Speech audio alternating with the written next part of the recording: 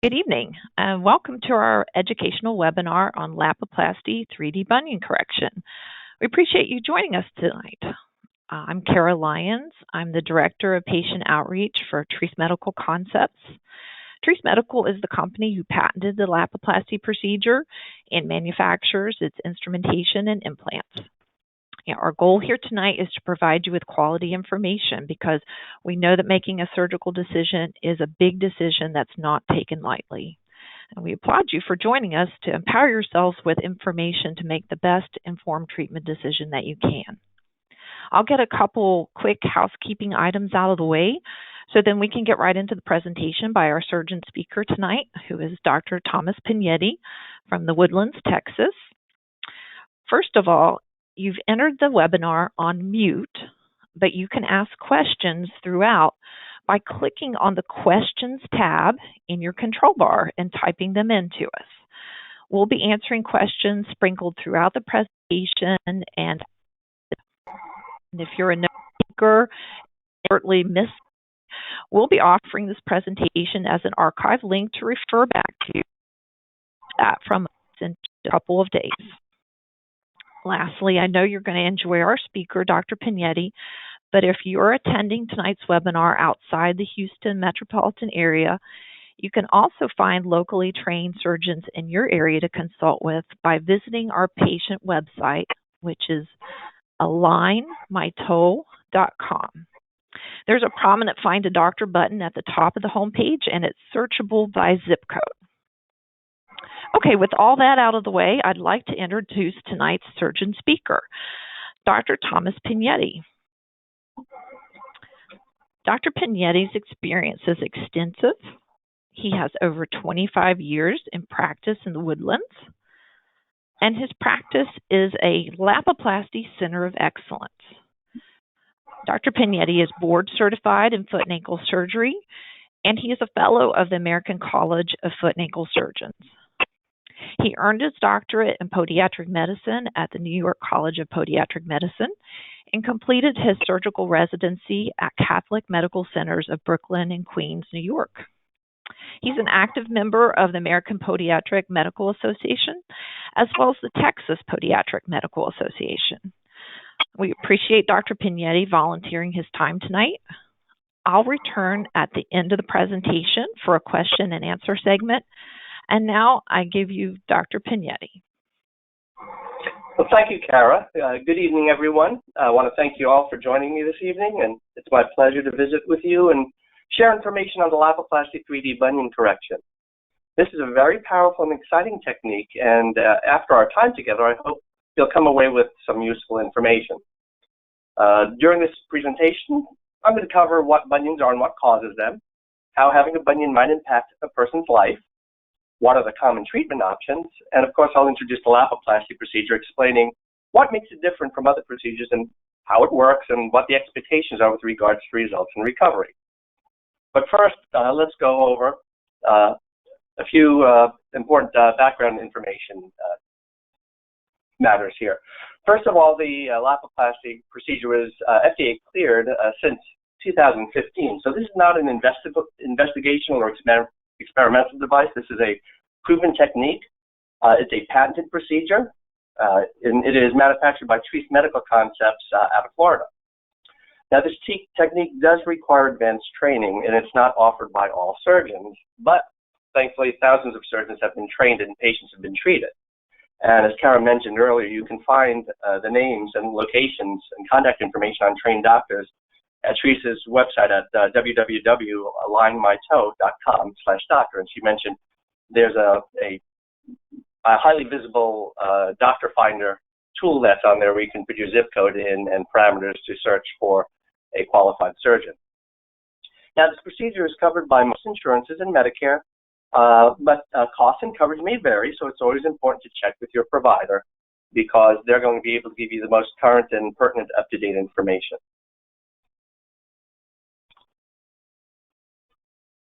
Now, as with any medical treatment, individual results can vary. There's potential risks and recovery takes time. This is the case with all surgery. In the case of Lapiplasty, potential risks include, but aren't limited to, infection, discomfort from the presence of the implant, loosening of the implant, and loss of correction with non-union or malunion. Now, non-union is basically when two bones are connected or fused together, they don't fuse as intended, or in the case of malunion, they fuse or connect in a position that was not what was originally intended. And if either of these occur, additional treatments might be needed. And it's important to know that really only a surgeon can tell if a Lapiplasty procedure is right for you. This is not something that a layperson can just kind of say, oh, this is what I need. A surgeon that is trained in this technique is really the source that you need to go to see if this particular technique is really something that is applicable to what your particular problem is. Now, the Lapiplasty 3D correction procedure is covered by one or more U.S. patents. And for information, if you'd like to learn more, you can visit www.alignmytoe.com. Okay, so here's the question. Is bunion pain affecting your quality of life? And chances are, if you're tuning into this webinar, either you or someone you know is currently being affected by a bunion or bunions. Several studies during the last decade state that as much as a quarter of the general population may have bunions, and it's estimated that as many as 200 to 300,000 bunion procedures are performed annually in the United States alone. Still, getting back to the original question, when a patient comes to my office with a bunion, they'll typically share a number of concerns that suggest their quality of life is being affected by bunions. And those of you who are listening who have a bunion know that sometimes or often it can be painful. And sometimes the pain is worsened by activity or the amount of time you spend on your feet. And other times it's aggravated by shoes. You can find that the pain limits you from participating in certain activities. For example, exercising, hiking, dancing, running, sports, the list goes on. The pain can limit your ability to work. It can impair your ability to enjoy time and be active with your children and your grandchildren, and your ability to travel and enjoy life in general. And quite often you might find over time, you become more limited in the shoes that you can tolerate. Shoes that were comfortable to wear in the past are now painful on your feet. And I've had several occasions, or many occasions, where female patients will come into my office and cringe when they confess that they now have to wear sensible shoes. That last part brings me to a kind of an insidious way that bunions can affect the quality of life for those who suffer with them. Bunions and other problems and deformities that bunions can contribute to can also be a source of embarrassment to the individual. And patients will look for me for confirmation when they come in, and they say they probably have the worst or ugliest feet I've ever seen. And they'll struggle with the fact that while closed shoes can aggravate the pain they feel, more open shoes or sandals that might be more comfortable end up putting their feet on display for all to see. Now, unfortunately, this embarrassment can delay treatment, and add to this the stories and comments about how painful bunion surgery is and how long recovery is, or how so-and-so had bunion surgery and now their bunions are coming back. All this results in delayed seeking out help. Okay, well, congratulations, because you're listening to me tonight and you're going to get some valuable information that should give you hope so that you'll be able to act and take steps to put an end to this problem once and for all. So, what is a bunion and how do you know if you have one? The medical or scientific term for a bunion is hallux valgus, or the even more complicated hallux abductovalgus. That first word, hallux, refers to the big toe, and the second term, valgus or abductovalgus, like I mentioned, relates to the position of the toe. Abducto means the big toes abducting or moving away from the midline of the body in a sideways direction towards the second toe, while valgus describes rotation of the big toe, where its bottom starts to face the smaller toes. Anyway, what everyone notices when they look at a bunion is that it appears to be a bump sticking out the side of the foot just behind the big toe. Naturally, this typically leads to the assumption that the bunion is a bone spur or calcium deposit, and in truth, it's much, much more complicated than that. So here, you can see, we have this bump, and underneath the skin where you see a bump, there's actually an angle created by two bones that have moved out of alignment with one another. And we'll show you this in more detail in just a few minutes, but if you humor me, do this for a moment. I want you to extend both of your arms out in front of you as if you were diving into a pool or like pretending you were Superman. So both arms are extended in front of you. You want to keep your head up so you can see your hands. Now imagine that this left arm is the big toe and the right arm is the second toe next to it. What I want you to do next is to kind of bend your left arm at the elbow while moving your elbow slightly out to the left so that you can point your left hand toward your right wrist. This is actually kind of what's happening under the circle here on this right foot, on the slide. The angle made by bending your elbow is like the angle formed between two bones in the foot. This angle gives the appearance of a bump, but there's really no bone spur here or growth involved, just an angle or a corner formed by the two bones and their relationship with each other. So here you can see that bunions come in all shapes and sizes from mild to wild. Generally, as they progress, not only do they worsen in severity over time, but other deformities actually start to appear. Again, as you look at these pictures, try to imagine the bunion as an angle created between two bones.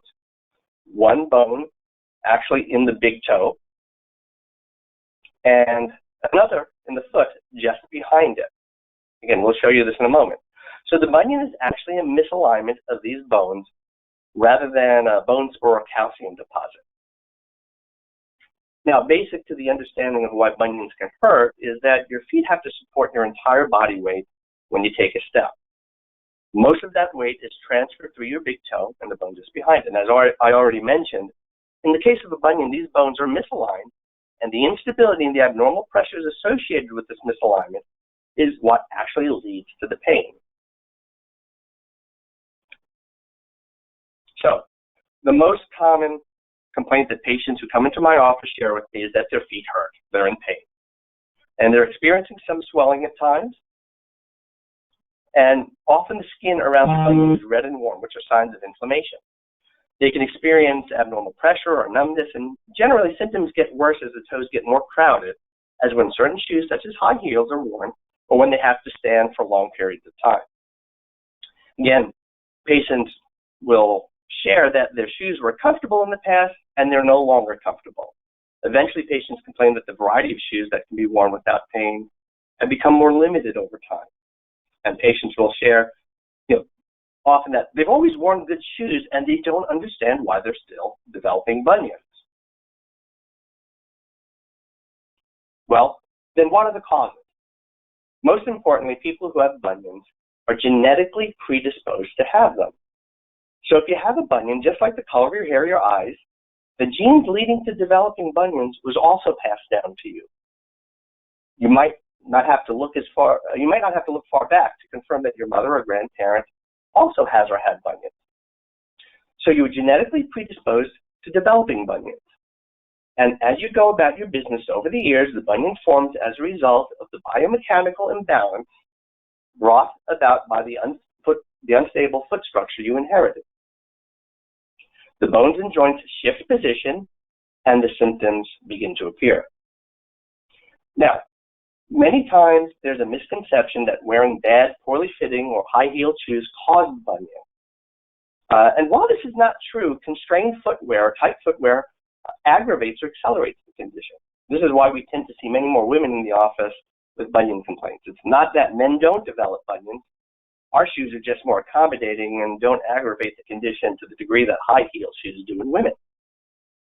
Remember, there are plenty of women out there that wear high-heeled shoes and never develop bunions, while there are men who have come into my office with some of the worst bunions I've ever seen that more than likely never have stepped into a high-heeled shoe. Let's not forget also that men are typically less likely to seek medical help, generally speaking. Women are generally more in tune with taking care of their health or tending to an illness. With men, it's often our wives or significant others that are coaxing us or actually making the appointment for us to see a physician. Now, obviously, the occupation that you have or the activities that you partake in can have an effect on the development and symptoms related to bunions. Individuals who are more active or who spend more time on their feet tend to develop more complaints or issues. And I frequently see a disproportionate number of nurses, teachers, flight attendants, and athletes with bunion complaints. individuals with these occupations and activities tend to spend a great deal of their workday or time on their feet, and the other times the required footwear for the occupation or activity is affected as well. For example, men might have to wear steel-toed shoes in the workplace, women too, but in the case of men not wearing high heels, often I'll have men that wear steel-toe shoes in their workplace, and that unyielding nature of that type of footwear will typically aggravate their bunions. And again, athletes who enjoy running and tennis, for example, just like dancers, place enormous stresses on the forefoot as well. But still, anybody can really be affected by bunions. So let's talk about shoes. So we've already established that shoes don't actually cause bunions, genetics does. And those of us who've been unfortunate enough to have been passed down the genes making us predisposed to developing bunions have been given, through no fault of our own, an inherently unstable foot type. However, as I alluded to a minute ago, shoes can have an impact. And when you're predisposed to having bunions, anything that increases the stress on your feet can cause problems with the already inherently unstable foot structure.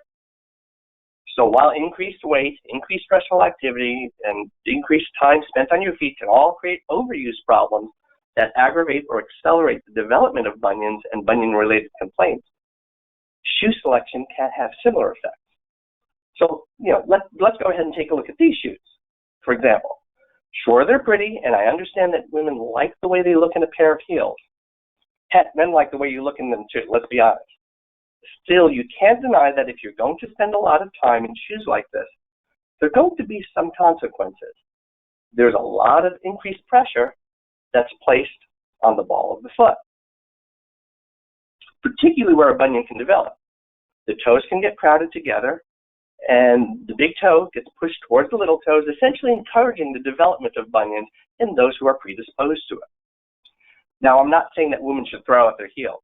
I'm not even saying that if you have bunions that you should throw out your heels. I'm just wanting to point out that if you wear high heels every day or spend a lot of time on your feet in them, you're going to be more likely to develop problems. As with anything, moderation is the key. Also, it's important to note that if it were possible to correct an inherently unstable foot type, the foot would be less likely to be negatively impacted by the forces produced by the wearing of heels. So our goal as foot and ankle surgeons is to offer a solution that would permit the wearing of fashionable shoes in moderation. Just remember that the higher the heel and the pointier the toe, the more stress will be transferred to the feet and the toes in particular. In short, bunions and our tendency to have problems with them are due to genetics and are impacted by environment. In other words, they're the product of what we've been given and what we do with them.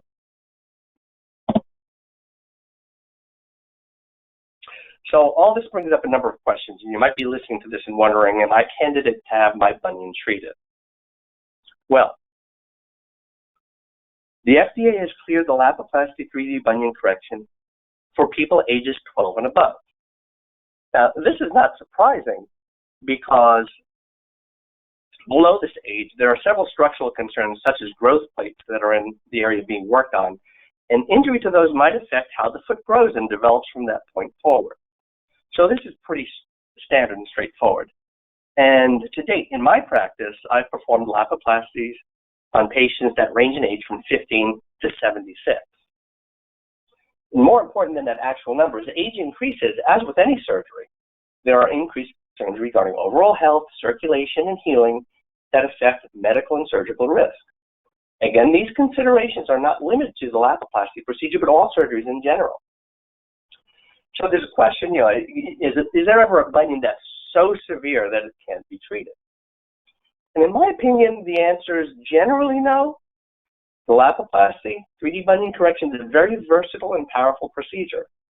I like to say that it can address bunion deformities that range from mild to wild. But one thing to consider, however, and something that I see in my practice quite often, is that we're talking about instability here that has led to a misalignment of bones and joint surfaces. Now, over time, this misalignment can cause adaptation of the joint surfaces and uneven wear of the joint cartilage, leading to arthritic changes. and we'll cover this in more detail in a few minutes. Unfortunately, when there's sufficient arthritis in the bunion joint, a Lapiplasty might not be the most appropriate solution for the problem. Fortunately, there are other options, but this is where a thorough examination by a qualified surgeon is necessary to determine the optimal procedure. So, what if I've had a bunion surgery in the past, some people ask.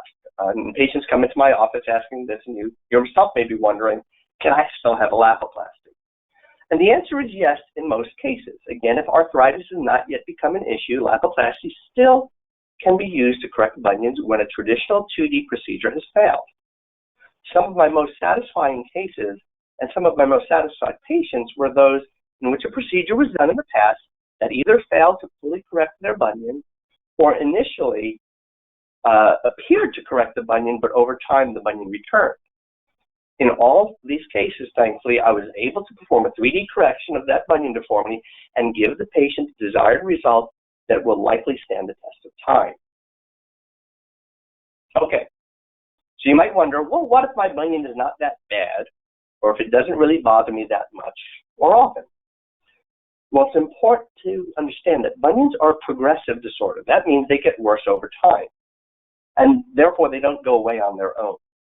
Left to progress on their own, the deformity will get more severe, and it'll lead to other foot problems such as arthritis or other deformities.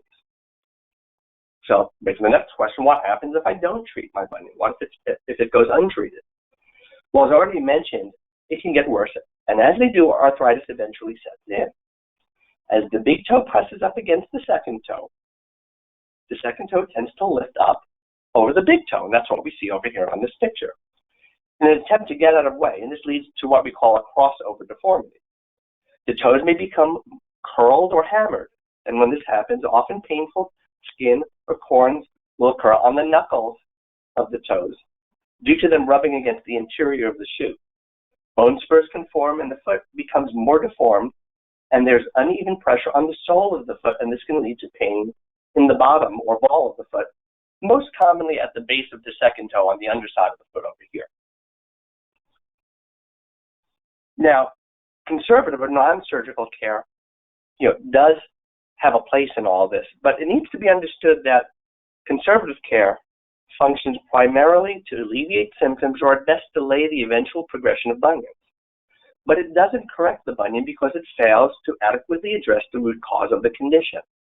In other words, you may be able to lessen the pain associated with bunions, but they'll typically worsen over time until they are properly corrected. Okay, so what are some conservative treatments? I've had patients come in for a bunion consultation all the time, and they've already tried a variety of things to treat their bunions. They've applied toe spacers, and these little gel inserts fit between the first and second toes, and they're intended to separate them. But often they tend to cause problems for the second toe, making the second toe more unstable and prone to shifting position or hammering due to the pressure from the big toe being so overpowering. Now, different types of splints or devices have been tried, but the problem with these is most of the stronger ones are actually designed to be worn when non-weight bearing or when you're off your feet. They're quite bulky. The problem is how your bones and joints are aligned can vary dramatically when you're on your feet compared to when you're off your feet. And you can do this experiment now or at home, or you can kind of try it later on. If you have a bunion, you can take your shoe off and your sock off, again, if they're on, if it doesn't look too weird where you are right now. But if you can, lift your foot up toward you and get a sense of how difficult or easy it is to pull the big toe away from your second toe. Just try to spread manually using your hand the big toe away from the second toe. Okay, you got that? Now, take that same foot and place it down on the floor and apply some pressure on it, or better yet, if you can do this safely, stand and kind of reach down carefully again and see if you can safely try to pull that big toe away from the second toe while you have weight on. Now, if you're doing that now, if you do it later, what you're going to probably see is that it's much more difficult, or sometimes even nearly impossible to do this when there's weight on the foot. And this is predominantly why splints don't tend to work. They may help stretch out some structures when non-weight bearing, and they might provide some temporary relief. but they won't be effective in bringing about any corrective structural change to the foot. Now, various inserts, even custom orthotic devices, can help redistribute pressure and limit some excessive forces on the bones and joints of the foot, but they're more accommodative in nature when it comes to bunions and don't actually correct the foot. So typically the bunion will continue to progress and worsen over time. Okay, so let's get to the meat of the presentation here. Why are you all listening to me tonight? Now, we're going to share some pictures that show what's happening beneath the skin. When we look at a bunion from above, we can see this bump at the base of the big toe. Now, in this picture, we can see that bunions are more than just a bump. They're not just an overgrowth of the bone that can just be shaved off. The bunion is actually made of two main bones, a first metatarsal bone and a proximal phalanx. Okay. The names are not so important. We can just call them a toe bone, and we'll call this one a long bone. Okay. So you can see these two bones where they meet together here, and they form an angle with one another that produces the shape of the bunion. Remember when you bent your elbow earlier before? The angle made by the toe bone and the long bone are like your elbow pointing outward. Okay. Now, what I didn't draw your attention to earlier is that when I asked you to bend your left elbow as you pointed your left hand towards your right wrist, I also told you to shift that left elbow out to the left as you bent it. Okay. So basically, you were shifting. If this was your elbow, you were shifting your elbow out. You were shifting the elbow out to the left. But what you didn't realize at the time is when you did this, you actually rotated or opened up your left shoulder joint. Okay. So that brings attention down to here. If you look at this picture, the bunion is here, where the toe bone and the long bone meet, but at the other end of the long bone, towards the middle of the foot, there's another joint. It's called the tarsometatarsal joint, or TMT. Again, the name's not important, but what is very important is that in bunions, this joint is unstable, and it's actually the source of the problem that results in the bunion deformity. So, this is a pretty complex deformity. That unstable joint in the middle of the foot allows this long bone to shift out of position, leading to a separation between it and the long bone that's next to it. And then this affects the joint further up, where the big toe moves towards the second toe, resulting in the bunion deformity. Now, also, if you look closely at this picture, you can see these two small bones that are right over here that look like little beans or peas. These are called sesamoids, and they're located underneath the long bone in the ball of the foot. They're actually associated with tendons and ligaments that run to and attach to the big toe and the ball of the foot. They're like two small little kneecaps in the ball of your foot near the big toe, and normally they're centered beneath the long bone, but as a bunion develops, they'll, along with other structures, begin to shift and rotate out of their normal position. And when this happens, the foot's no longer handling stress and pressure to the best of its ability, and problems start to occur. So balance, strength, and endurance is compromised, and your feet become painful or tired more easily. And this is why a complete correction is so important when having bunion surgery. So, what do bunions look like on an X-ray? You can see a normal foot here on the left, and a foot with a bunion on the right. On the normal foot, you can see the long bone and the toe bone are pretty much in line with one another. And if you look at the joint surface where these two bones meet, the ball and socket structure appears to line up as well. Now, these two bean-shaped or pea-shaped bones, the sesamoid bones, are now centered underneath this long bone. And you can see that the first toe and second toe are relatively parallel to one another, and the two long bones, the first metatarsal and the second metatarsal, behind the first and second toes, are relatively parallel, or at least close to one another. Now, you compare this to the X-ray of the bunion on the right. There is an angle between the long bone and the toe bone. They don't line up, and the ball and socket alignment of the joint is off as well. The sesamoid bones are off-center rather than being centered as they are on the normal foot.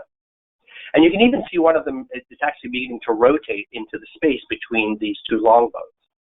The big toe can be seen angling towards the second toe, where there's an obvious increase in space between these two long bones, with one bone that leads to the big toe angling away from the one that leads to the second toe. So here's something really important that was not given a lot of attention until relatively recently. Now, during my residency training back in the early 1990s, surgeons used to choose which bunion procedure would be performed which procedure would be performed on a patient, primarily based on a measurement called the intermetatarsal angle. Basically, we paid most attention to how large was the angle between this first metatarsal and the second metatarsal.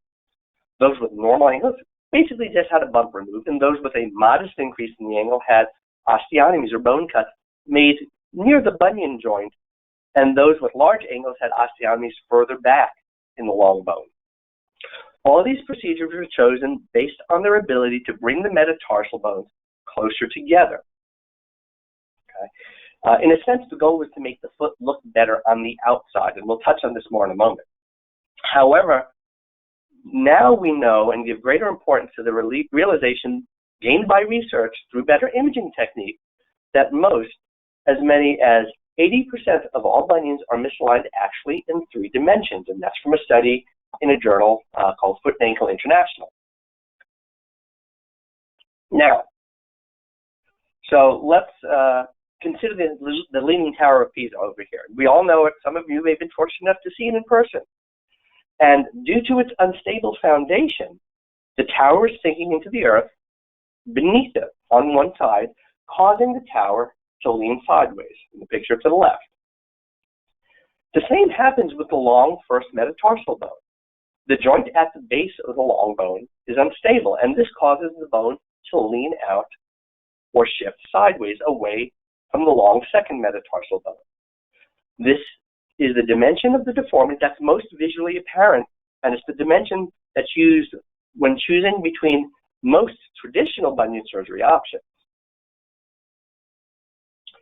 Now, what about the second dimension? Not only does the long first bone lean sideways, but also it tends to elevate or shift up away from the ground. And when this happens, there's a transfer of pressure to the bones and to the other toes on the outside of the big toe. Okay? This is what leads to symptoms such as calluses and pain in the ball of the foot, and eventually leads to problems like hammer toes. Finally, the third dimension is the one that was previously most overlooked. Now, not only does the long bone lean sideways and elevate up, but it can also rotate. Okay? This is not always easy to see, but some of you who have bunions can look down at your foot and notice that not only does the bunion stick out on the side of the foot and the big toe crowd the second toe and the other small toes, but you can make out some rotation, and it's usually most noticeable when you look at that toenail on the big toe, and you can tell that it's rotated to the side and not actually pointing or facing straight up like on a normal toe. And what's most important about this rotation is that it tends to lead to abnormal wear and tear. Just like in the picture, when your car or truck has an alignment problem, what happens? The tires wear unevenly. There can be even deeper problems inside with the suspension. And unfortunately, with your feet, you can't just throw away badly worn tires and replace them, at least not yet. So let's take a look more detailed at traditional two-dimensional bunion surgery. Okay.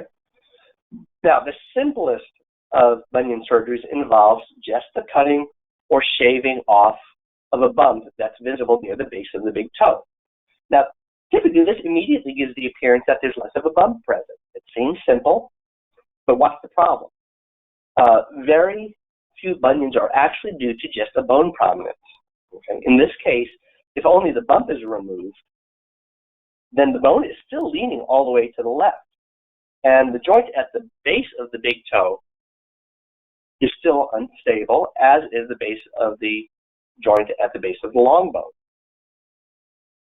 And what good is that going to do in the long term? It's kind of like removing part of the upper outer portion of the Leaning Tower of Pisa without correcting the foundation. It's not going to do anything to prevent this from continuing to be unstable and falling over.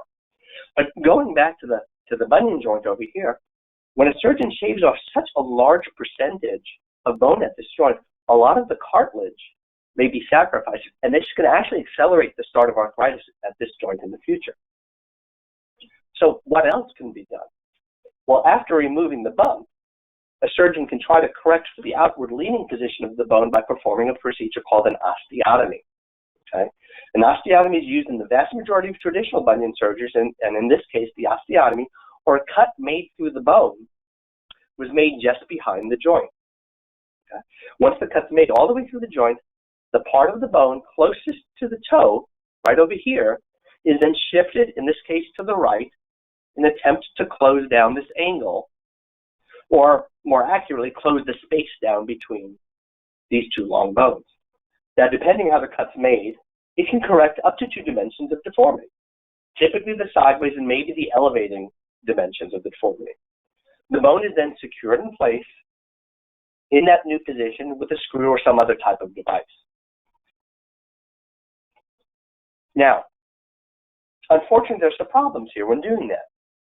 The long bone, in order to bring it closer to the second bone next to it, is now curved or crooked. You can even see this on the x-ray over here.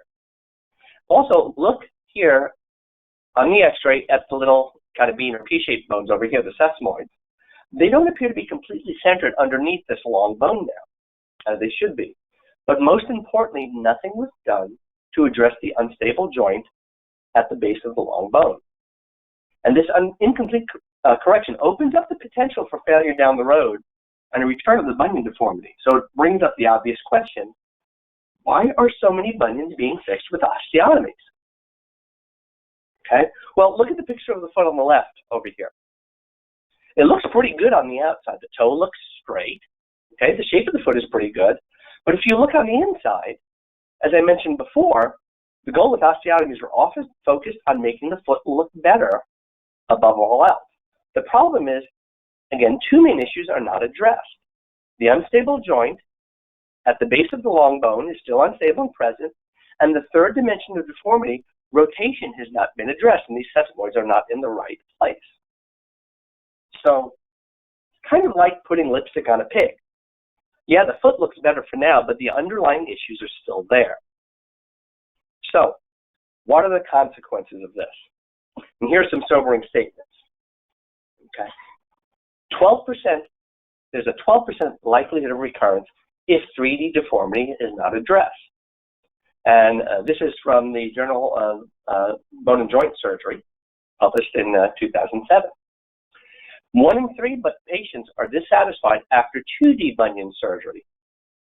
Again, in Foot and Ankle International, as recent as 2016, and up to 70% of osteotomy patients experience recurrence over time.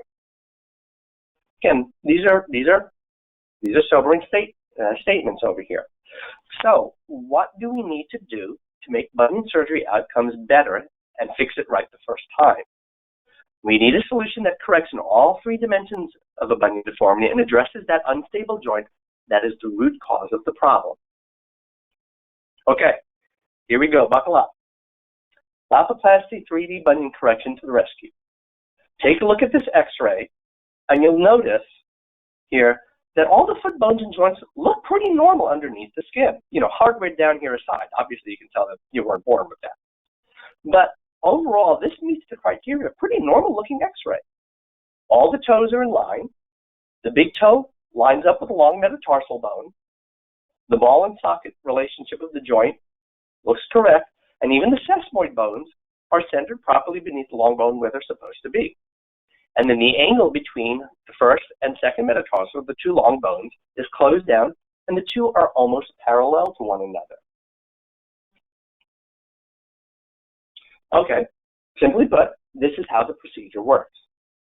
Rather than trying to curve the long first metatarsal bone closer to its neighbors, we're going to shift and rotate the entire bone into a normal 3D alignment. This is done using a special, specifically designed and patented instrument and patented technique developed just for this procedure. And these together restore the natural anatomy, including positioning the big toe back into position. Once the bones are returned into their normal position, low profile, meaning thin but strong titanium plates and screws designed and patented specifically for this procedure are used to permanently secure the unstable joint. Okay. Previously, the root cause of the problem. And people will typically ask, obviously, what's the consequence of fusing this joint? Will I lose motion? First of all, the joint's not like a knee or an elbow joint. It's responsible for very little motion. In fact, in the case of a bunion, the motion provided by this joint has actually been pathological or bad motion. Fusing the joint not only eliminates the bad motion, which leads to the obvious deformity, but it also has a protective effect on the first MP joint, the bunion joint, the joint at the base of the big toe, which is really much more important for activity and function. So here we are, again, with a before and after comparison of a bunion treated with Lapiplasty 3D bunion correction. So look at how the structure and alignment has been improved. The long metatarsal bones are now more parallel to one another. The bean-shaped sesamoid bones are now better centered in proper position underneath the long metatarsal bone. And the big toe is now straight at the joint with the long bone and parallel to the other toes. It just looks like a normal foot. And guess what? It functions more like a normal foot than it did before surgery. Now let's compare the x-rays of a traditional 2D cut and shift type surgery and Lapiplasty 3D bunion correction. As I pointed out in the previous image, the 2D procedure here, we now have a previously straight bone that was angling out and now have a curved and crooked bone with sesamoid bones that are still not really adequately centered beneath it. And more importantly, this unstable TMT joint is still present. Now, look at this joint over here. Just take a moment. Look at this joint and see how it angles out to the left. Compare that to the Lapiplasty x-ray, where between these plates you can see this faint white line that shows the much more horizontal position where the joint was fused. Okay? Again, which foot looks more normal? These are both post-bunion corrections. Which foot looks more normal? I think it's pretty obvious. Now, if you've been paying attention, there's been quite a bit of buzz about a minimally invasive surgery, or MIS bunion technique. By using the term minimal incision surgery, they're promoting the use of smaller incisions or openings to perform the correction. And the idea is by doing surgery through smaller incisions, there should be less pain, scarring, and a faster recovery. Now, while differences in healing time or pain are debatable, there's no question as to which result is more natural appearing over here. If you look at the x-ray on the left, the MIS procedure is simply a complete through-and-through osteotomy through the metatarsal. Then there's an aggressive shift of this entire metatarsal head towards the right with a long screw and a long pin to hold it in place while it heals. It seems like the most extreme example of prioritizing outward appearance over true correction and long-term stability. The left x-ray just kind of looks bizarre. Again, the right one looks normal. Now, this is kind of interesting. The procedure on the left is a traditional Lapidus procedure. Now, Dr. Paul Lapidus originally came up with the idea of correcting a bunion by fusing this TMT joint, that unstable joint. And he performed the first such procedure way back in 1931. Now, again, the idea of fusing the joint, the idea of fusing this joint to correct a bunion is not a new idea. Now, the Lapiplasty, however, is a quantum leap in advancement over this 1931 procedure in that it has a much more predictable result, faster recovery, and is designed to correct in all three dimensions. And therefore, the results speak for themselves. Now, again, here's a normal foot on the left, and here's a Lapiplasty 3D bunion correction foot on the right. What makes the Lapiplasty foot look so much like the normal foot? Now, come on, you should be getting good at this by now. The big toe is parallel to the second toe. Long first and second metatarsal bones are now parallel and close to one another. The big toe is in line with the long metatarsal bone behind it. The ball and socket nature of the big toe joint line up, and the bean-shaped sesamoid bones are in their normal position. So one thing that I've not mentioned until now is that when performing a Lapiplasty procedure, the vast majority of the work is performed over this TMT joint. This is where we perform the fusion. Now, earlier I said that fusing this joint to stabilize it protects the big toe joint, also called the metatarsophalangeal joint, or MTP joint. When performing Lapiplasty, there's usually a small half-inch opening that's made between the bases of the first and second toes in order to release a tight ligament area. But there's no significant disruption of the joint itself, so scar tissue formation here is pretty minimal and range of motion is preserved. In traditional bunion surgery, there's much more disruption to this MTP joint structure, and scar tissue tends to occur, and there's more risk for postoperative stiffness. So, in short, the advantages of a Lapiplasty 3D bunion correction include that it fixes the root cause, that unstable joint at the base of the first metatarsal bone, the long bone, and it's able to perform a true 3D correction that makes the foot look and function as close to normal as possible. It also permits a patient to get back on their feet quickly in a walking boot, which has several advantages, including reduced time off of work and less need for help with day-to-day activities. And most importantly, it permanently secures the unstable TMT joint, reducing the chance for the bunion coming back after correction. Again, this is a proven procedure backed up by several scientific studies, including a recent one in Foot and Ankle International, again, a premier international orthopedic scientific journal, in which a 97% success rate in maintaining 3D correction was confirmed in a 13-month-long study. Again, a 97% success rate. So let's take a moment now and look at some clinical before and after photos. There's a before surgery on the left and an after Lapiplasty surgery on the right. Aside from the bump at the base of the big toe, look at the position of the big toenail itself. And you can see, obviously, the bump is tremendously reduced. The foot is narrower. But look here again, the toe. I was saying before, there's 3D rotation. The toe is rotated a little bit here. Now the nail is straight up and down. 3D correction has been achieved here. Another before and after picture. Look at the alignment.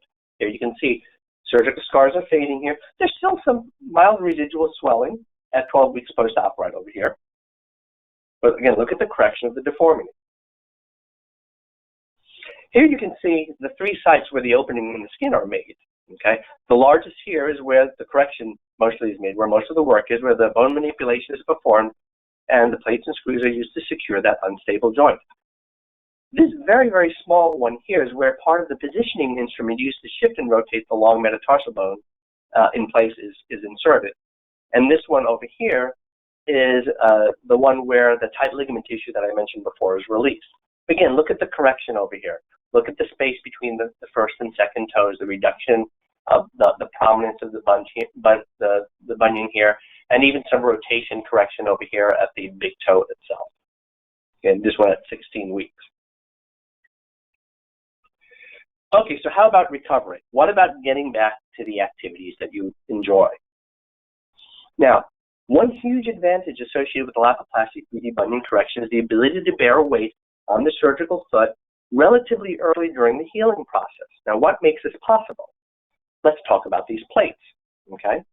There are two small plates which are specifically designed for this part of the body to be both strong and secure enough to withstand the stresses of early weight bearing, yet small and low profile or thin enough to be non-intrusive and therefore unlikely to require removal in the future. And it's also been proven that two small plates are better than one in this application. So, practically speaking, what can you expect when having the Lapiplasty 3D bunion correction? So, unlike other similar procedures like the traditional Lapidus bunionectomy, which requires 6 to 8 weeks of complete non-weight bearing, meaning no weight at all on the foot for all that time, Lapiplasty patients can begin to put some weight on their foot within a few days. Now, there's some variability between surgeons. Some surgeons allow patients to bear weight on the day of surgery, while others or request that patients keep weight off the foot for a week or two. Now, in my practice, I keep my patients non-weight bearing for the first 3 days. I perform most of my surgeries on Friday and ask that they keep weight off their feet until I see them the following Monday in my office. Now, patients will typically use crutches or a walker to assist with this. Some will borrow a knee walker or a knee scooter for the weekend, particularly if they know someone that can lend them one. Again, they'll probably only need it for 3 days. Now, patients should expect that once being cleared to bear weight on their feet, they'll typically walk using a surgical boot or a cam walker until about 4 to 6 weeks after surgery. While the plates can withstand weight bearing in the boot, they may not be strong enough to take significant weight bearing without the additional support of the boot until that fusion is more solid. So that's why we use the boot. Now, at 6 or 8 weeks, patients typically transition from walking in the boot to a conventional comfortable shoe, such as an athletic shoe. And at 4 to 6 months, we typically clear patients for most activities. They can resume most activities, and a full variety of normal shoes can be worn as tolerated. Okay, so let's get a little bit specific over here. Day 1 to 5, your recovery begins. Now, patients have their surgery, and we send them home. I send my patients home with instructions to take a certain amount of ibuprofen and Tylenol regularly around the clock to help keep them comfortable. And in the end, it helps reduce their reliance on narcotic pain medications. But we do give them a prescription for some pain medication, prescription pain medications, should that be needed as well. Now, again, I'm keeping my patients non-weight bearing until 3 days postoperatively, and once they come into the office, we fit them with a boot, and that's where they begin to bear weight, okay? Now, there's some surgeon variation with this, but for the most part, most surgeons request that the bandage that's placed on the foot at the time of surgery is left alone and kept clean and dry. Don't remove it. When you come into the office, that first visit, that's when the bandage gets changed. A priority is placed on elevation and rest with ice application. Again, the goal is to keep you comfortable and to keep swelling under control. Foot surgery and Lapiplasty can swell postoperatively, and you're going to be a lot more comfortable if you can control that swelling, and elevation helps with that. Now, aspirin is not something uniform, but lots of surgeons recommend it because during the period that you're relatively immobile or even non-weight bearing, there may be increased chances for things or complications like blood clots, and aspirin can help reduce the tendency or risk of that. Now, again, at that first post-op visit in my office, in 3 days, some surgeons, depending on how their practice is located and how they work things, maybe a week later. Again, at that time, dressings are removed. Is the big reveal. And again, I will place patients in a boot at that time, and they are then permitted to begin walking in it. Now, it's normal to have quite a bit of bruising and swelling. We're still going to recommend rest and ice. And again, surgeon preference, if you're allowed to get your foot wet, you may be able to wash and clean the foot at that time. I typically put another bandage on and ask my patients to leave that alone. So they'll still be taking showers, using a bag or some other type of device to prevent their foot from getting wet while they're seated in the shower, washing up. You may be given some exercises just to move the big toe and to prevent it from getting too stiff through non-motion for several days in a row. Now, at 2.5 weeks, we're making quite a bit of progress here, so feeling like you're becoming you again. Typically, by this point in time, stitches are removed. I remove stitches or sutures at roughly 12 to 14 days post-operatively, and at that point, I'll allow patients to begin washing their foot. Now, it's not unusual still at this point, and even for some period in the future, to still have swelling and some tingling of the foot, okay? But again, you're walking in the boot, but you're walking in moderation. This is not like nothing happened at this point in time. You still need to listen to your body and keep things under control, okay? And again, we're continuing exercise. You want to keep that big toe mobile and preventing joints from stiffening up. Now, at 6 weeks, this is a pretty critical time. We call it early graduation. Typically, an x-ray is taken. If things look good, we will allow you to remove your boot and return to a conventional shoe. Typically, that's going to be an athletic shoe. In some cases, we may allow a very supportive protective sandal that has a heel strap to it, okay? There's mention of driving over here. Let me come back to that in a second. At this point, again, you've been able to get the foot wet, but typically at this point, it's safe to stand while showering. You have enough strength and balance and control that that's safe to do. Again, you may still find situations where you still have to elevate after a lot of activity, give it some rest, and ice it down. Typically, if patients have been taking aspirin, they can discontinue it at this time because we have much more normal muscle function and calf motion. And we allow light impact exercise. Light impact exercising meaning non-impact, non-high impact, not running, not jumping, not tennis, not high impact cardio, but walking, elliptical, things like that they can be done. Obviously, always ask your surgeon if you've got questions as far as what are the activities that you would like to do and that the surgeon is comfortable with allowing you to do. Coming back to driving over here, this is another point that differs a little bit according to surgeon preference.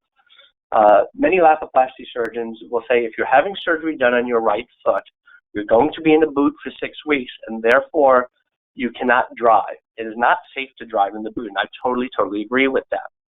However, in my practice, after a couple of weeks, after 2 weeks, after suture removal, and if patients are doing well, and if they're not taking pain medication, I will let my patients drive, but they're not going to drive in a boot because typically my patients, when they're discharged at the time of surgery, they're not discharged in the boot, but they're discharged with a little surgical shoe or a sandal.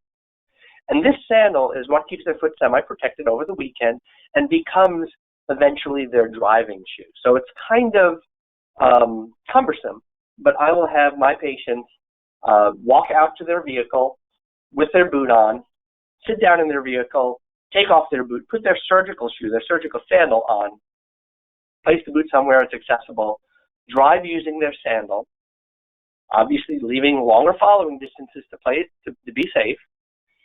And when they get to their location, they're going to remove the surgical shoe, place the boot back on their foot before they leave the vehicle to do what they're doing. It's cumbersome, but at least I let them drive, and my patients have done well with that. But again, follow the instructions of your surgeon because we all have our rationales and reasons why we allow patients or don't allow our patients to do different things. Now, at 12 weeks, major graduation day, okay, graduation day part 2. Increase activity. And we increase activity essentially kind of, almost as tolerated. We're still going to be careful about different things. We'll let you get in any comfortable shoe at this point in time. If you've been wearing orthotics, we allow you to wear the orthotics, typically swelling down enough that you can fit them back in the shoes. In some cases, if there are other issues that have been going on the foot, we may take impressions or cast or molds for orthotic devices at this time. Patients are allowed to soak the foot. I actually like my patients to soak their foot earlier before this. Again, surgeon preference, and they can swim. Again, swelling can still be present at 12 weeks, so elevate when possible, and if necessary, use ice and rest. Now, 4 months, this is really the big deal. Now, are we done yet? Okay. At this point, we're really, in most cases, releasing our patients from all restrictions.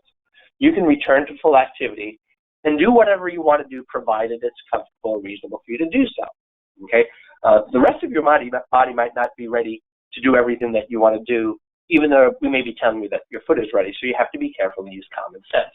At this point, we're okay with you pretty much being unrestricted and walking barefoot. We're assuming at this point, we're confirming via x-rays that the fusion site, that the bone is completely healed, okay?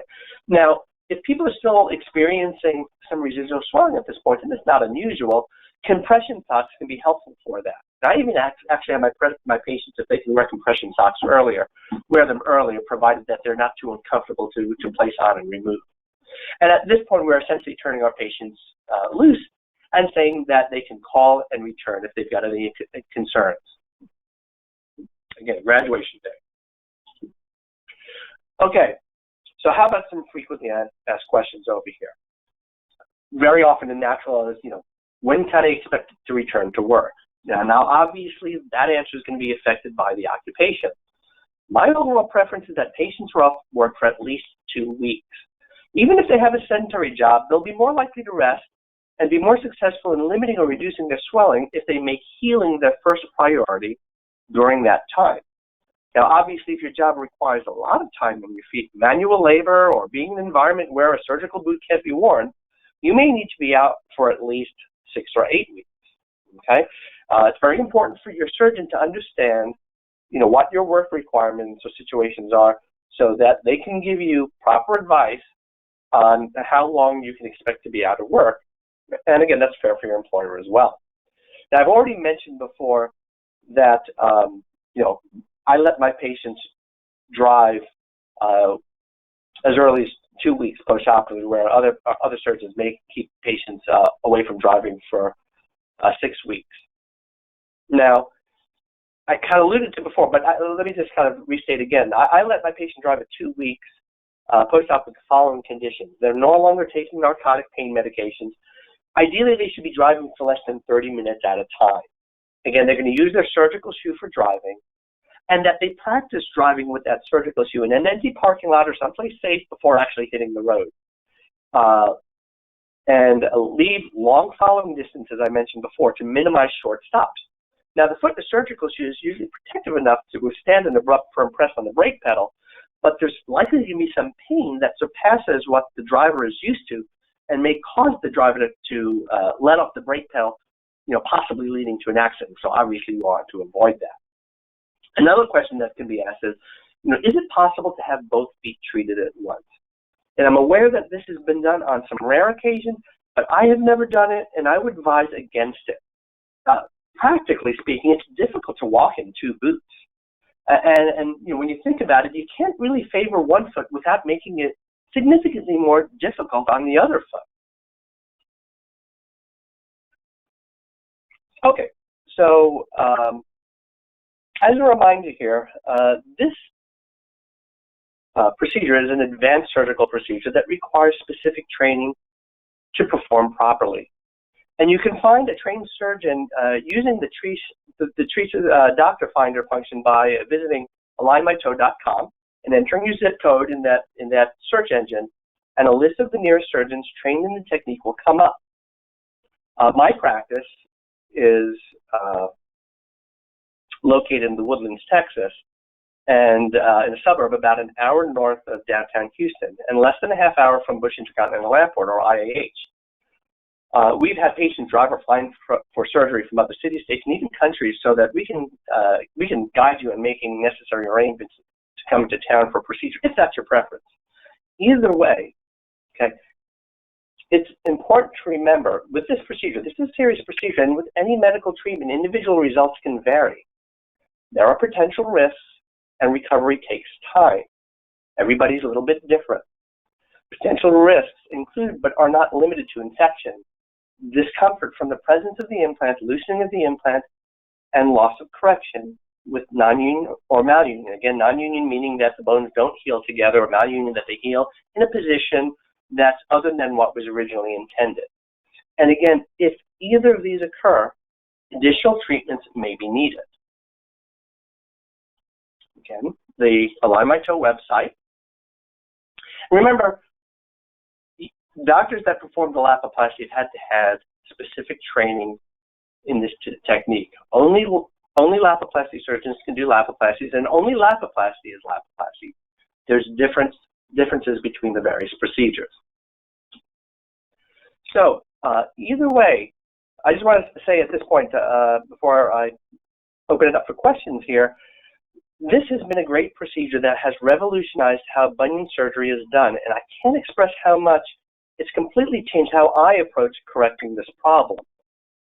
If you have a bunion and you're ready to have it corrected, there's no other procedure, in my opinion, that covers all the bases as well as the Lapiplasty 3D Bunion Correction. The procedure is powerful, it's versatile, it's reliable, and it allows for an accelerated recovery and long-term stability with a low recurrence rate that's really tough to beat. And with that, let's see if we've got any questions. Thank you very much, Dr. Pignetti. I found that very informative. I hope everybody else did too. I thought you did a great job explaining things. We have had some questions come in this evening. There's been good audience participation. We encourage everybody to stick with us. We'll do our best to answer most, if not all of them, now. And if you haven't yet submitted a question, as a reminder, you can do so by clicking on the Questions tab in your control bar and typing them in to us. I'm actually going to field one of the first questions myself, Dr. Pignetti, if you don't mind, before I throw it over to you. We've got, this question has come in several times, and the question is the Lapiplasty procedure covered by insurance and or Medicare? And the answer is yes. When the procedure is deemed medically necessary, insurance and Medicare typically cover bunionectomy and joint fusion procedures that utilize the Lapiplasty system. So if your doctor determines that the Lapiplasty procedure is right for you, he or she will reach out to your insurer to determine your specific level of coverage. Okay, with that said, we have some very specific questions that have been written in, really kind of giving a peek behind the scenes into people's real lives. Someone works with heavy luggage, and at times the bags on the airline can fall right onto their bunion. And their concern is what would happen if they had the bunion corrected by Lapiplasty and that still happened? Would that undo the surgery? Would it be extremely painful? Can you give an opinion on that? Sure. My initial reaction was ouch. With regards to having a procedure, and I guess what's being asked here is the vulnerability of the foot after that procedure. I would say that particularly with the Lapiplasty procedure, what's being done is, for the most part, that TNT joint, that joint that's further back in the foot, let me see if I can go over here. That joint further back in the foot is what's being fused. I'm sorry, bear with me here. And once that joint is fused, it's really as strong as a bone that has never had surgery on it before. This whole construct is essentially one bone. If an object was to fall on the foot, it's really no different than if an object fell on the foot before the surgery. So there's not an inherent weakness afterwards. Obviously, if there's concern that something's happened, you should obviously get it checked out by your physician to make sure everything's okay. But there's not an inherently greater weakness of the foot after the procedure. Okay. Another question has come in. Have you seen bunions affect knees, hips, or the back as a result of the patient alternating their gait to compensate for pain? Absolutely. If you kind of use the analogy of the foundation, if the slab of your house or the foundation of your house is not even, you're going to find things like the windows don't open and close, the door doesn't open and close right, the wallpaper doesn't line up right. So with a bunion, there's, again, instability of this TNT joint, keeping it on this page over here, and that instability is like a foundation that rocks back and forth. If we kind of look at ourselves like little stick figures, if the foot's going to rotate in or pronate in or collapse inward, the leg is going to follow with that, and that's going to place sideways stress on the knee, potentially the hip or the low back.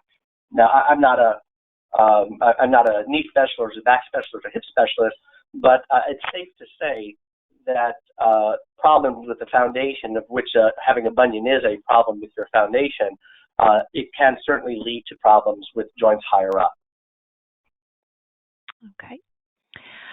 Are there examples of specific shoes that people can wear once fully healed? So once fully healed, it's highly variable. We would like to say that you should be able to wear any shoe that you want to wear, ideally. Obviously within reason. Anything that would be recommended for normal foot. Obviously, there can be other problems that a patient has going on. It may be inadvisable to wear those 5-inch pumps, but it's always about transitioning into regular footwear. We go from our boot typically to a sneaker or sandal, and the reason is those particular shoes are just more accommodating. They're softer, but they give control, and they allow for swelling. Once swelling goes down, I let my patients try whatever shoe they can get in, and provided their range of motions are good, and different patients normally have different ranges of motion, I will let patients wear heels afterwards. As I said before, kind of in moderation. Eventually, if you keep trying to fit a square peg into a triangular hole, it can do damage. If not necessarily making a bunion come back, you can still do toe damage that way. So one has to use common sense, but I don't necessarily restrict specific shoes, but initially I think it bears mentioning that you need to have, well, one needs to have normal expectations, starting off with obviously not high heels, not constrictive shoes. It's all about the swelling really in the beginning. If we have good range of motion, once the swelling goes down, then I'll let patients wear whatever shoes that they choose to wear to the point of their comfort. Okay. We have some questions that have come in Spanish, so I'm curious, does your office accommodate Spanish speakers? I'm sorry, could you say that one more time, please? Does your office accommodate Spanish speakers? We've had some questions that have come in Spanish. Yes, we do. We have, at our practice, we have both Spanish-speaking staff and a Spanish-speaking doctor, Dr. Fernandez. So we do treat and are able to accommodate Spanish-speaking patient without any difficulty. Okay. This person is likely to be flying 5 hours, 12 weeks after surgery. Any tips for that flight? Okay, so 12 weeks after surgery, so at that point we're out of our boot for a while. 5 hours is not 13 hours, but it is a pretty long flight, and that patient will want to follow normal good instructions, just like any that you read in the information brochure on the seat back in front of you. You're going to want to periodically get up, walk around a little bit to keep blood flowing through the legs. It would be a smart idea to wear some type of compression sock to help keep swelling under control. Airline seats are not particularly spacious, and that can be all kind of constricted for blood flow in a foot that still may be prone to having some swelling at that point in time. So compression socks will help keep the swelling in check. Doing up and down flexing motions of the ankle help keep the blood flowing, and obviously getting up, walking around is a smart thing to do.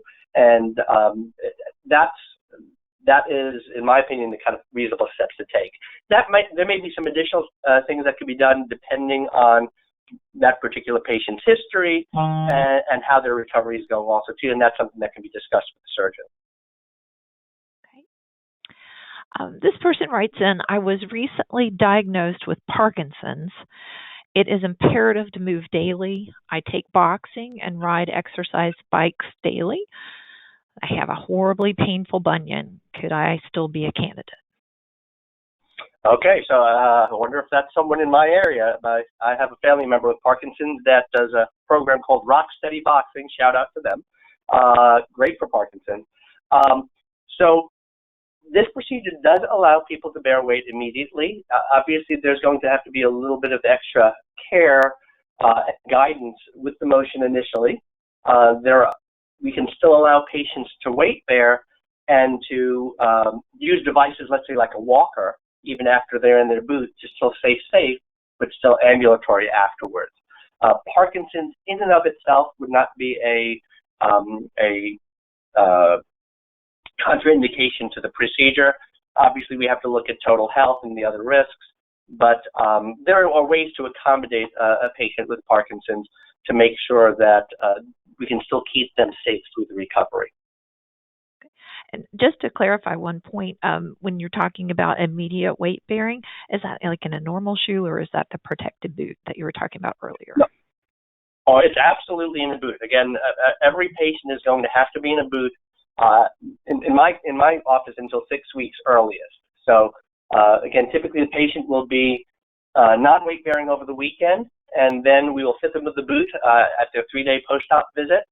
And at that point, if a patient has Parkinson's, we'll recommend that they use a standard walker or rollator type device just for additional stability to reduce the tendency for falls, because the boot is, while it's very protective and necessary, it is cumbersome sometimes to walk. And there's other little hints and tidbits and things that we can do to decrease the challenges with walking also too.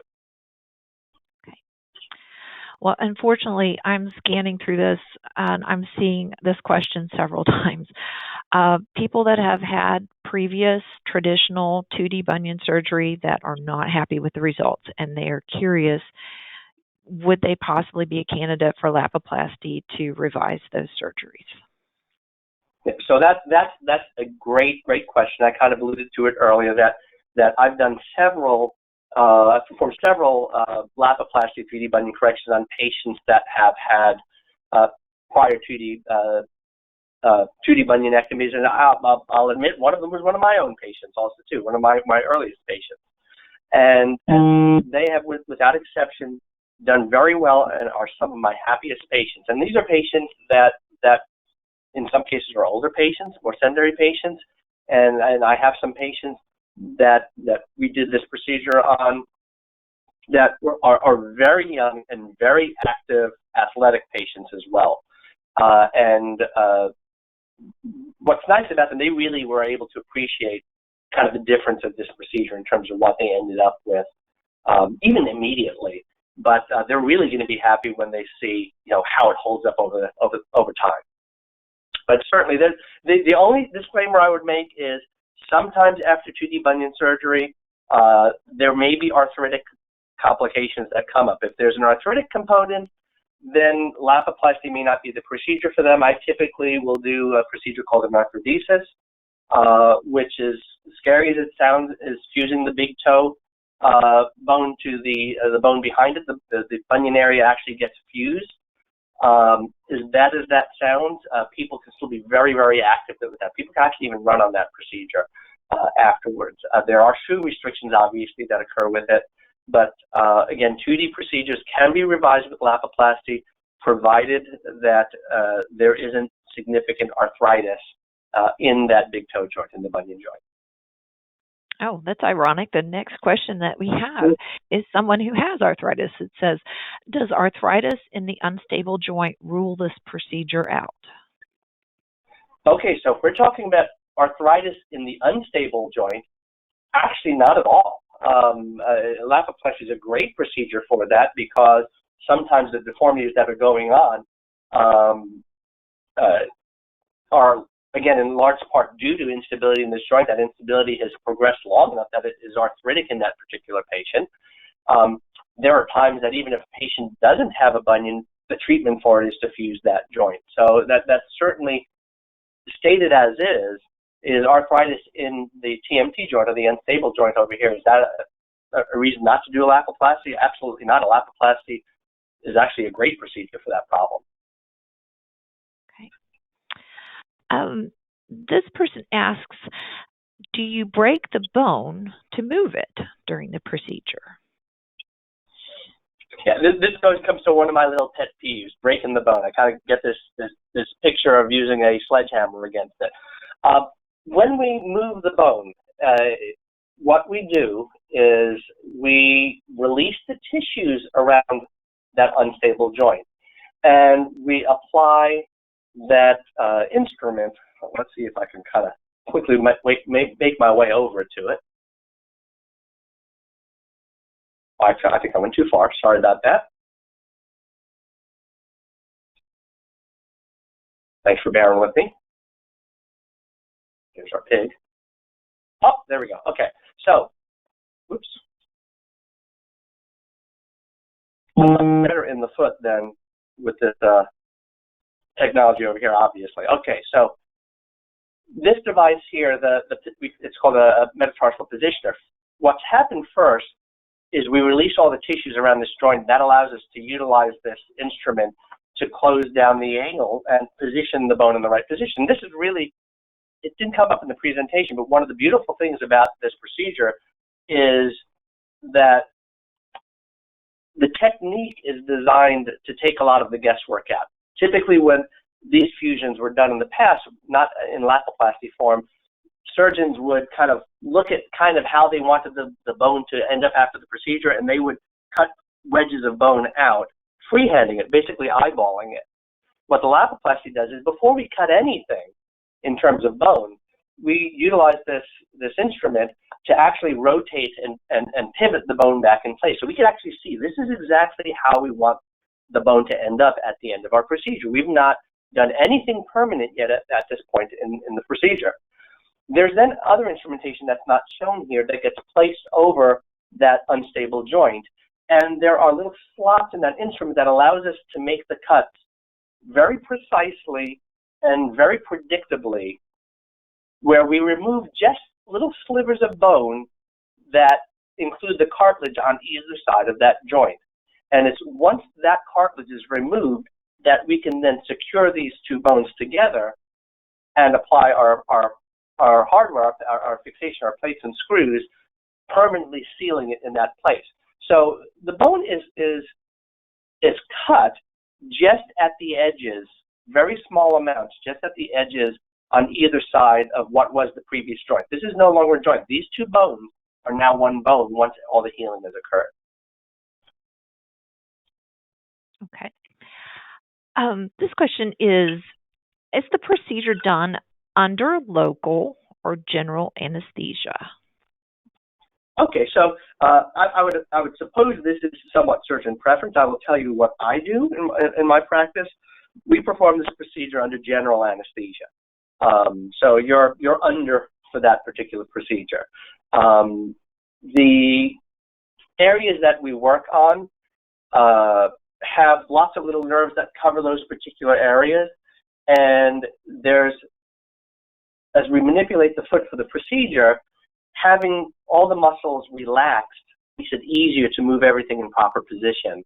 And one thing that happens when you're under general anesthesia as opposed to local anesthesia is that the muscles move, and that kind of makes it easier for me to get the correction that I need. So, but my procedures are all done under general anesthesia. I guess this is somewhat related. Are they done as an outpatient procedure typically? So all of my Lapiplasty procedures have been done as outpatients. The only reason I would imagine that someone might have an inpatient procedure would be for some other medical reason that required very close monitoring. But in my opinion, this is an outpatient procedure. Everyone that I've ever done has been an outpatient procedure. Okay. So this person is a flight attendant. How long after surgery for a flight attendant to return to work, knowing that they'll be on their feet a lot? So, yeah, excellent question. We see lots of flight attendants being in Houston, a major United hub. So with the flight attendant, the demands on that job are pretty significant. There's lots of time spent standing. And I'm obviously the person asking this question knows this. I'm stating it so that it would be more relevant to other people that might find similar questions coming up in their minds. So in the case of a flight attendant, there's a demand of what they have to do in their job as far as being standing most of the time, unstable surface, turbulence, having to set brakes on their cart, which requires a certain amount of leverage in particular motion. They have to be ready, most importantly, to act in an emergency situation and be able to assist the passengers safely out of the plane or to do whatever needs to be done. There's no way that a flight attendant is going to be allowed to go back to work with a boot on their foot.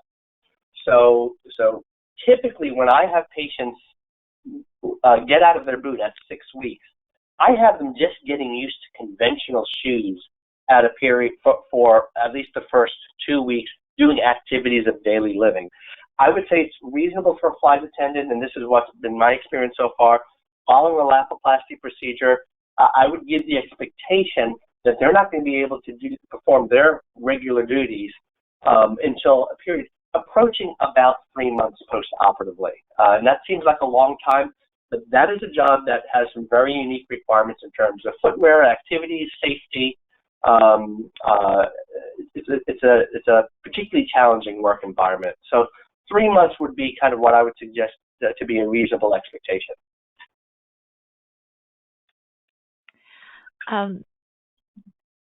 This question is about getting both feet done at the same time.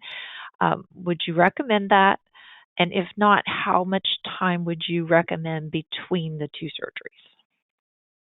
Okay, so for the first part of that question, unfortunately, listeners couldn't see me shudder.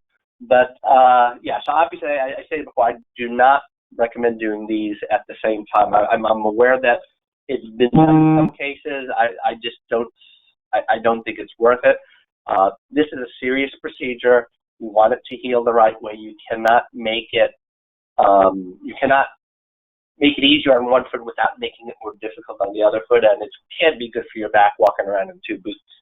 So the second question is probably the more important one, and that is how far between procedures. So I have done them as soon as 1 month after getting out of a boot.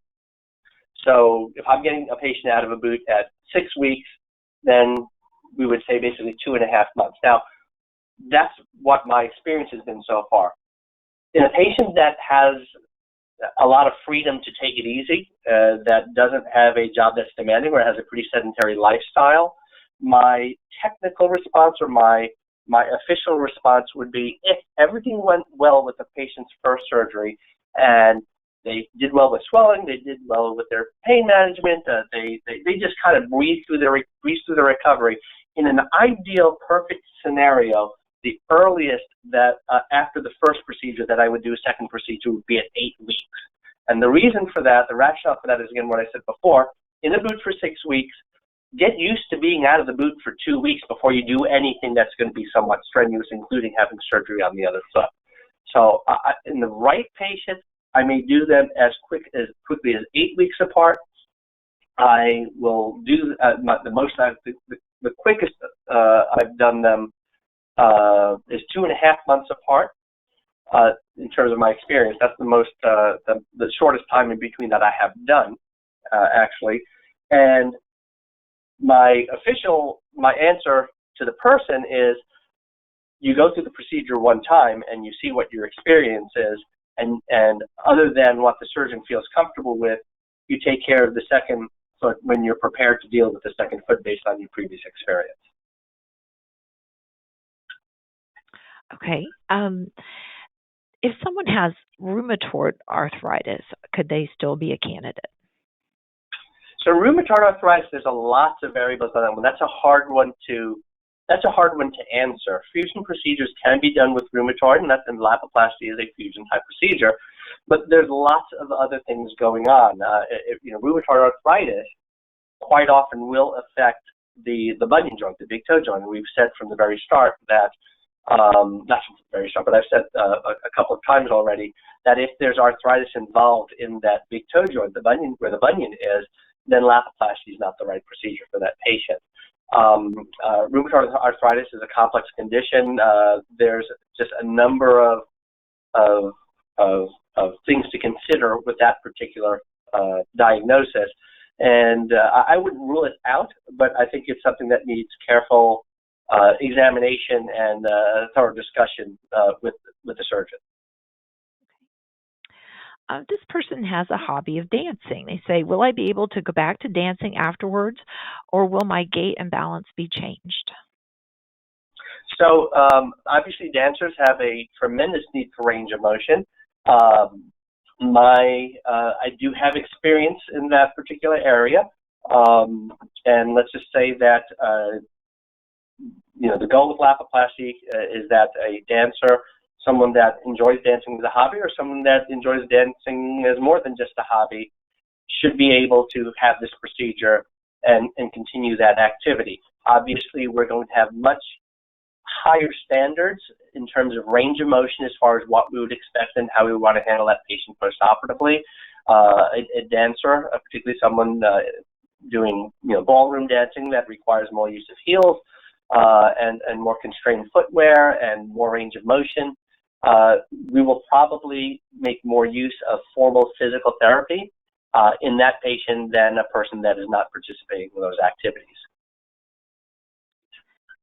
I know that you mentioned that sometimes people fly in to see you.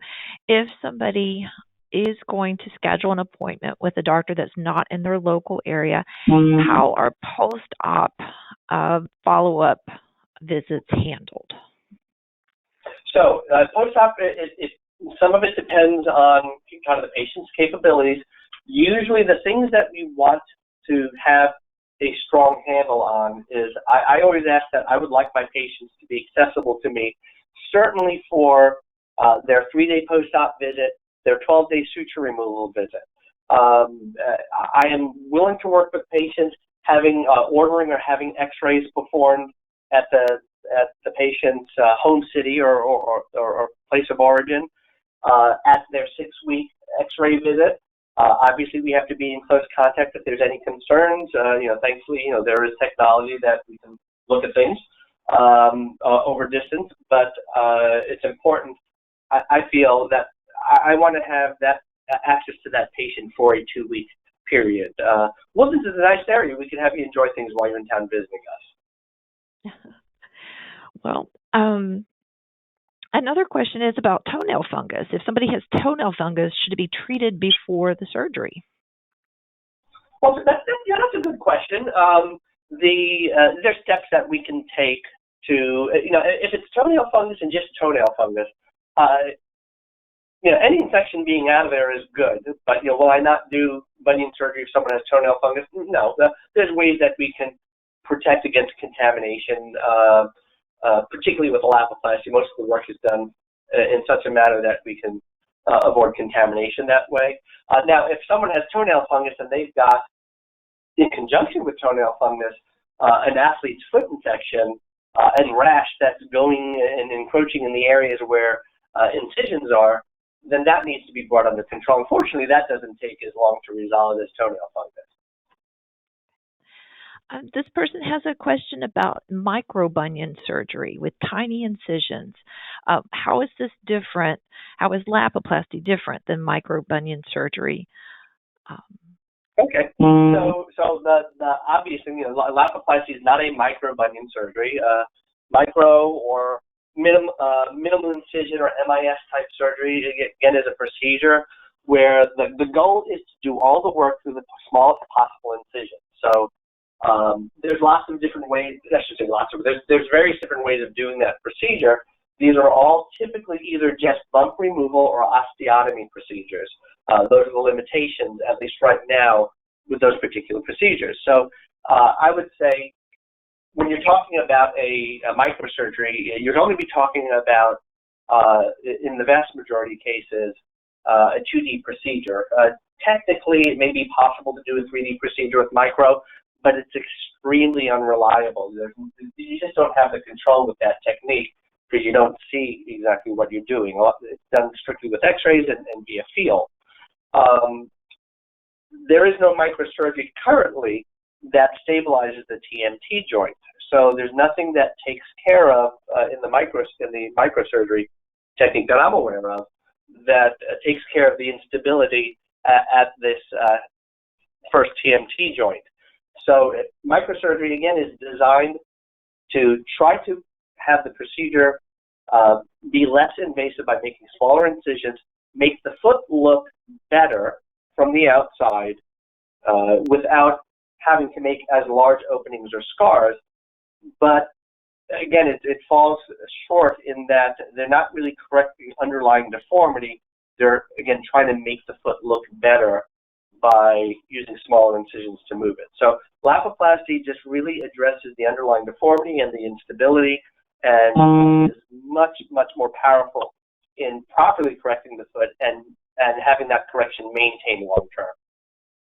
Okay. I'm going to give you one more question here, Dr. Pignetti, and then we'll start to wrap up. Does arthritis on the top of the foot rule the procedure out? So arthritis on the top of the foot, depending on where it is, it's certainly, I would say initially that it doesn't rule the procedure out. The arthritis on the top of the foot, I'm assuming that means like up in the instep or the top of the foot, like on top of the arch. That's similar to, those are typically arthritis that's in the other TMT joints going towards the second and third and fourth toes, usually the second and third. It certainly doesn't rule that procedure out. And interestingly enough, when a patient has a bunion, and it's because of this TMT joint is unstable, if this TMT joint is unstable, this bone's not taking its fair share of pressure, and instead all the joints here are taking more pressure and jamming at these joints because this one's not doing its job, ends up actually making the arthritis occur here, typically. I mean, if someone has a very bad bunion and they've got arthritis here, it's probably pretty likely that that bunion had a lot to do with the formation of that arthritis. So correcting the bunion via a Lapiplasty will then stabilize this bone and reduce the amount of stress that makes it to these bones. So it's certainly not a contraindication or prevent you from having that procedure done. Okay. All right. Well, to be respectful of your time, I think we'll begin to wrap up. To everyone that attended, if your question did not get answered or you think of something later that you wish you would have asked, feel free to reach out to us. Our email address is patientinfo@trees.net, or you can simply reply to one of the emails you received in terms of when you registered for the event. You can learn more and find a locally trained doctor by visiting the patient website, alignmytoe.com. And as a follow-up to this evening's presentation, we will be emailing all registrants an archived webinar link for reference, so be on the lookout for that from us. We hope you found the information presented tonight helpful, and we appreciate you joining us. We hope you have a very nice evening.